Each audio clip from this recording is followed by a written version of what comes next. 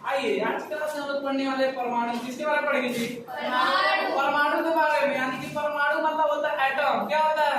Atom. Atom हाँ atom क्या होगा? एटम। एटम होता क्या है सर बताइए। परमाणु क्या होता है? हम कहेंगे को से परमाणु का को से होता है पदार्थ। क्या होता है? पदार्थ। पदार्थ जिसे हम लोग कहते हैं इंग्लिश में मैटर बोलते हैं।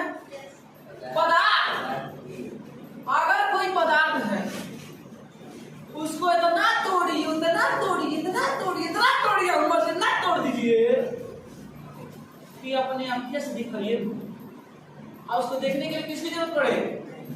किसी सूक्ष्मदर्शी की जरूरत।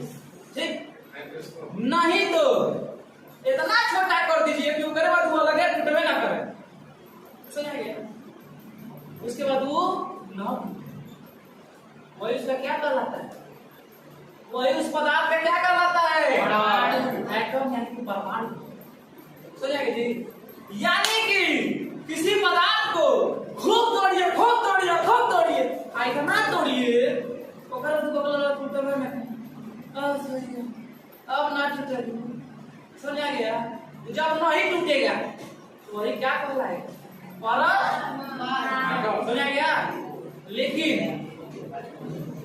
कुछ समय बाद ये परमाणु जो है परमाणु जो अब टूट नहीं सकता है इसी बाद में पता चला ना कि तीन ठोरे इस तरह अंदर में ऐसा तीन इसके कंपाउंड है। और कौन कौन? इलेक्ट्रॉन प्रोटॉन और क्या है? न्यूट्रॉन। समझ आ गया? आइए देखिए यहाँ पे क्या दे परमाणु क्या होता है सर? किसी तत्व का वो सबसे छोटा इकाई सबसे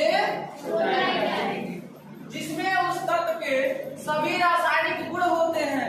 उसमें कौन से गुण होते हैं? रासायनिक गुण होते हैं और उसे विद्युत आवेशित कण के बिना विभाजित नहीं किया जा सकता। मतलब कि अगर किसी पदार्थ का सबसे छोटा भाग अगर उसको आप तोड़ना चाहेंगे यानी कि किसी भी परमाणु को तोड़ना चाहेंगे तो आप किसकी जरूरत पड़ती है?